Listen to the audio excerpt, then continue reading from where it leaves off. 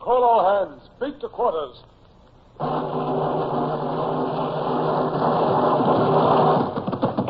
Run out the guns. Stand by the starboard battery. One broadside into it, if you please, Captain Bush.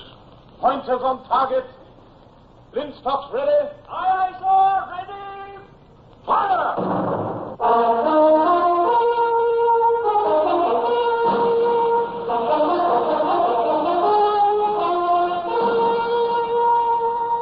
Presenting Michael Redgrave as C.S. Forrester's indomitable man of the sea, Horatio Hornblower.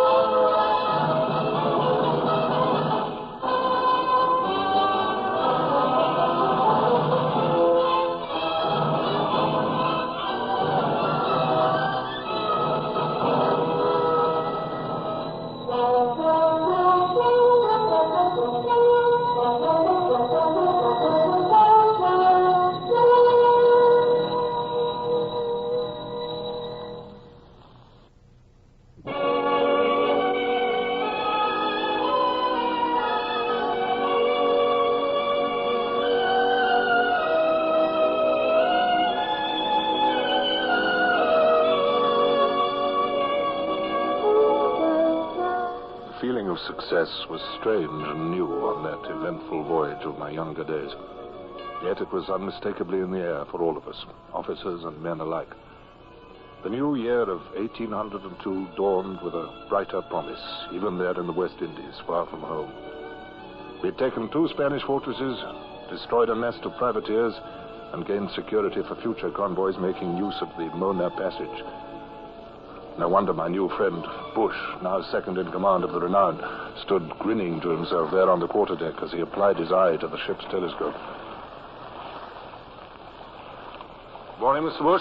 And a Happy New Year. Surely I'm right. This is New Year's Day, despite the temperature. Hornblower, Happy New Year to you, too. I hope we both deserve it. You look happy enough. What are you trained on? Here, on the sea. The second fort there at the harbour mouth. Our party's leaving there. Boat's putting off from the landing right now. Yes. There'll be some fireworks any moment, then. Oh, not till they've got a little farther off. Tell me, does Captain Buckland seem at all elated to you, Bush? Not particularly. No. Well, to me, it's strange, isn't it? 3 prize ships lying off our stern that go with us to Jamaica. £500 prize money for our good captain. Heaven only knows the hands are pleased enough with the 5 shillings they'll collect. Perhaps he's only thinking of the 4th privateer we had to sink. I don't suppose I'll ever understand that, man. 2 Spanish fortresses taken, one of them already destroyed, and...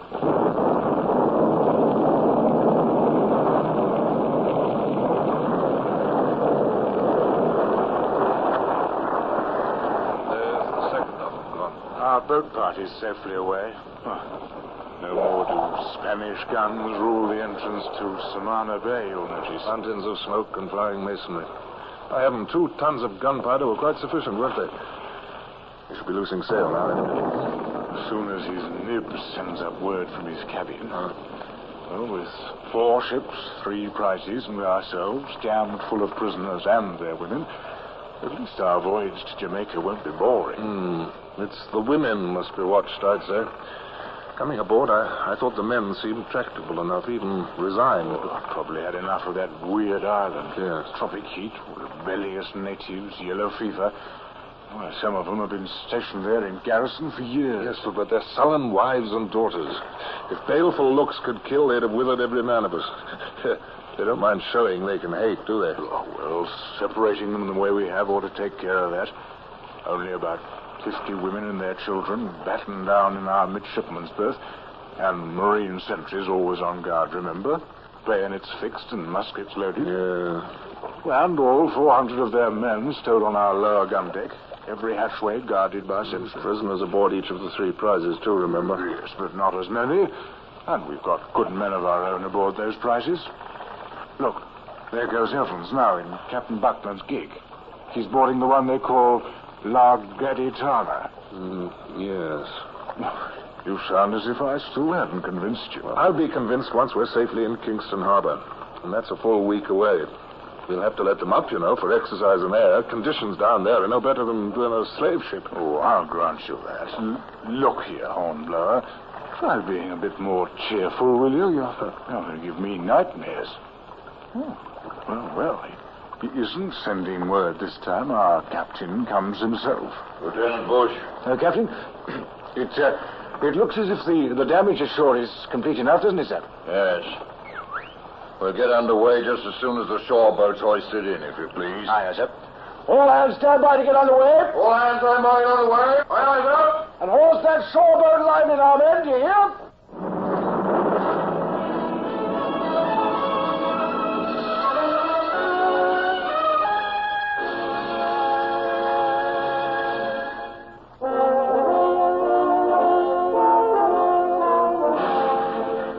Bush was entitled to feel satisfied, I suppose, as one day followed another without event. There we were, a small armada. One British ship shepherding 3 Spanish prizes. 4 specks alone and tiny in a vast, sun-drenched sea. On the Renown, we were left short-handed, both as to officers and men. But though each of the prize crews was small enough in all conscience, this fact produced no crisis. Watch succeeded watch, and all was calm. A tight and proper routine seemed to have been established. Yet I still couldn't avoid a slight uneasiness. Exercise period beginning? Yes, it's the regular hour after all. No doubt. Bush, look, am I seeing things again, or am I right? That woman over there by the hatchway beside the sentry. She doesn't look exactly sullen now. No, by George, she's flirting with one of our Marines. Sergeant Billings, come here, please.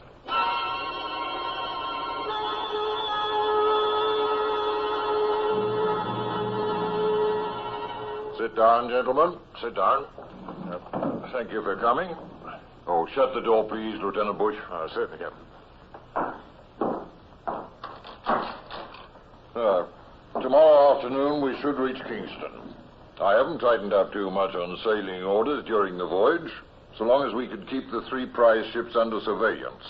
But now that we'll be entering a British harbor, some changes are called for, I think. Oh, changes, sir? Yes, Mr. Bush. Can't have those Spanish vessels straggling along in any fashion. Simply won't do. Must keep at least a trim formation. Understood, gentlemen? Yes, sir, of course. But may I respectfully suggest, sir, that in this instance, appearances aren't really as important No, as... Mr. Hornblower, you may not. And listen, if you please, to my instructions. Yes, sir. Midshipman Brown will replace Mr. Hornblower temporarily as second lieutenant of the Renown under Lieutenant Bush. Mr. Hornblower, this afternoon, well before nightfall, you will transfer to the first of the privateers, La Gaditana. Yes, sir. From there, in consultation with the other prize crews, you will please organize a more efficient disposition. Bring all 3 into port in an orderly manner. Sir, may I be permitted to point out that, we're already short-handed aboard Renown. I don't know why it is that certain officers feel called upon to offer me advice when I don't ask it. Very well, gentlemen. That will be all, I think, for the moment.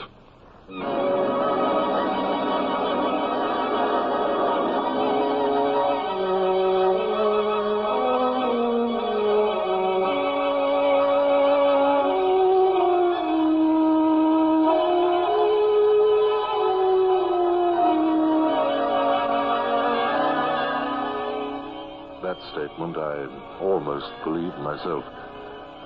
Once aboard Gaditana, I set about hoisting signals to our other 2 prize crews, pursuing Buckland's instructions as best I could.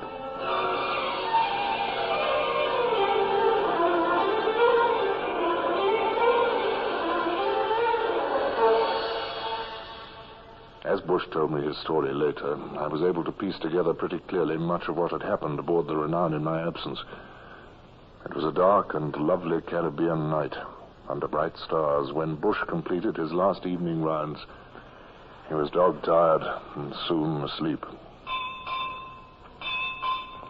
All well. The usual ship's sounds did not disturb him in the least. But sometime after midnight, Bush became suddenly awake.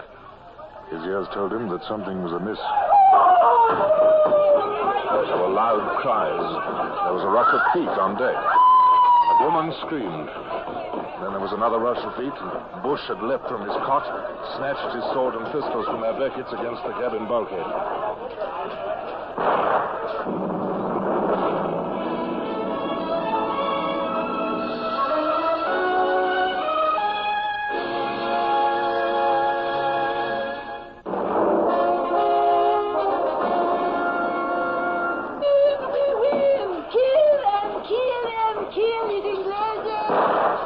They were upon him in an instant. Hands grabbed his sword blade. He fought to tear it from their grip. Struck wildly at the pressing mob. He kicked out with his bare feet at the attackers. Renounce! Renounce! This way! This way! Come on, we'll make a stand! I'm with you, sir. It all happened so fast, none of us knew enough to rally. Renounce! This way! We can stop them! Over here! Come on! Come on! Don't look much good, sir, does it? Here comes some more of our crew, though. We'll try. Stand together, men, together. We'll be cut to pieces if we don't. Bush struggled to rally them. A few more of the crew of the Renown fought to his side. Then suddenly he found himself sprawled on the deck. He had been struck down. He was bathed in blood, his own and that of others. His head swam. He was weak beyond belief. And then the tumult seemed to die away. Bush, sir. Mr. Bush. They've come from that there Spanish prize. Who's come? I do believe it's Mr. Hornblower, sir, with his prize crew. Now, this way. All your allowance who can still walk. This way now. We can drive them back.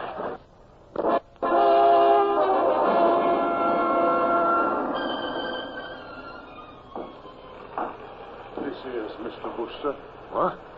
Here he is. Now you might never know him at the moment. All that blood, and he's fair trampled, too. Yes. Bush. Bush. Are you conscious? Bush, speak to me. Bush. Hornblower, did they take the ship? No, they did not, I'm glad to say. Thank God that you and a few others held them off till we got there. They never reached the quarterdeck. Where's Captain Buckland? Well, they took him prisoner while he still lay abed. Oh, he's all right. We released him as soon as we got the Spaniards under control, and he... Bush. Here, man, he's unconscious again now.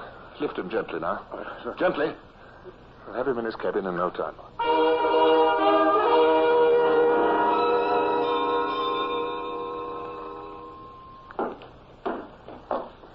Hello, Bush. Brought you some fresh fruit juice. Thirsty? Lemonade. That's very thoughtful of you, Hornblower. You'll know there's a very great deal I'd like to say to you in gratitude. Lemonade? What's lemonade? Bumboat from shore has already been alongside. Bought some lemons for you, that was all. I didn't mean lemonade, you know. Last night Oh, this is no time for you to talk. How are you feeling, anyhow? Movement not very easy, eh? I should think not. Clive tells me he had to close a lot of gashes in your body. Oh, 53 stitches, Hornblower. 53? I'm sewn up like a crazy quilt. Oh, that'll mean some mending up in base hospital ashore. Not bad. I hear they feed you quite well up there. I rather envy you at the moment. Things are going to be slightly difficult aboard. Was I dreaming last night, or did you tell me that they'd taken Captain Buckland in his bed? Oh, it's true enough. They bound him with his bedding, and he lay there helpless throughout the battle for the ship. The worst part, Bush, is his hangdog look this morning. Poor old Buckland. Oh, captured asleep in bed. I suppose you'll never live that down. Will there be a court of inquiry, do you imagine? Oh, there's bound to be. You see, Bush, you are likely to be ill. Whatever happens, it's going to be embarrassing. Hornblower, how the devil did those prisoners escape? Come in. Oh, it's you, sir. Nice of you to stop in and see Mr. Bush. Good afternoon, Captain. Good afternoon, Mr. Bush. Thought I'd just look in on you for a moment before going ashore. You're going ashore to make your report, sir? Yes. Well, it's a beautiful afternoon, sir, so far as I can judge. And you do look most impressive, sir. Those spotless white trousers and uniform coat, and your sword. Oh, yes, I've dressed with the utmost care, in the finest I could find. I've carefully prepared my reports. And I wish to heaven I were dead. Oh, sir, Don't say that, sir. I wish I were. Your gig's alongside, sir, and the 3 prizes are just anchoring astern of us. Thank you, Mr. Brown. I shall be up in a moment. Aye, sir. Yes, remember the Spanish prizes, Captain. They'll bulk very large to the gold braid ashore. Oh, well, How in heaven's name did those Spanish maniacs escape? Well, it must surely have been due to the, carelessness of the Marine Guard, sir. Certainly it was well planned. Perhaps none of the women, quite sold themselves in exchange for a portrayal, but their seeming complacency must have led some of our men to leave a hatchway unfastened. Yes, we must institute an investigation at once. Sergeant Billings has already reported, sir. He seems quite certain, after much inquiry, that 2 Marines were responsible, and both of them died in the fighting last night. Oh, well, at any rate, I want you gentlemen to know I've treated you well in these reports. For instance, Mr. Hornblower, I've given you full credit for what you did at Haiti and for boarding the ship when the prisoners rose. Oh, thank you, sir. It's more than I deserve. Well, I'll be off. Good fortune to you, Mr. Bush, if you've been taken ashore before I'm back. Oh, thank you, sir. And good luck to you, too, sir, while ashore.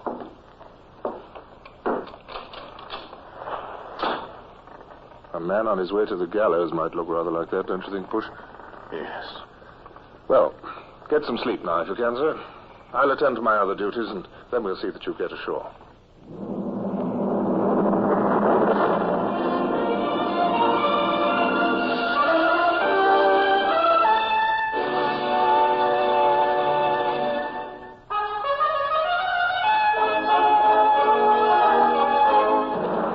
After we'd piped Captain Buckland off, there was much else to be seen to while we waited for the stretcher bearers from Kingston. Meanwhile, up on deck, I asked Surgeon Clive about Bush. Yes, Mr. Hornblower, his condition is rather serious. Serious? Well, you didn't tell me that this morning. He's grown feverish, and with so many wounds, both large and small, I fear infection. Oh. Oh, well, he's not in such bad shape as those 3 seamen who stood with him. Don't worry. They've a really excellent naval hospital here, I'm informed. I do believe that's the hospital lighter now. Am I mistaken? I think you're not mistaken, Doctor. Dawson, stand by to receive those stretcher men from the boat coming alongside. There should be stretchers for 6 men in all. Be lively now.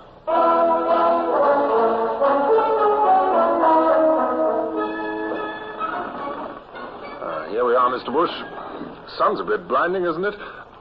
Hornblower, I knew there was something I had to ask you. What's that? Kept coming back to bother me all morning.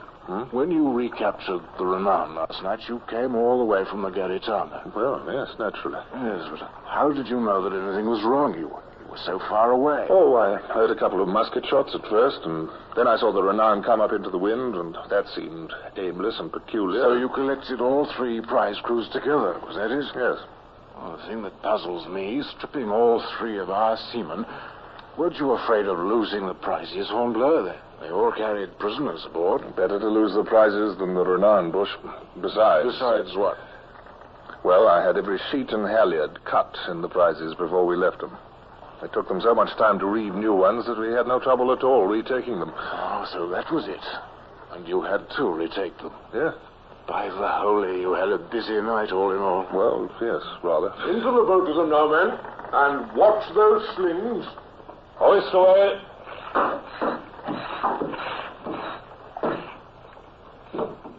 Pause. Steady, barman. Pull for shore. Goodbye, Hornblower. Good luck and carry on. Goodbye, Bush. We will be waiting for you here in the Renown.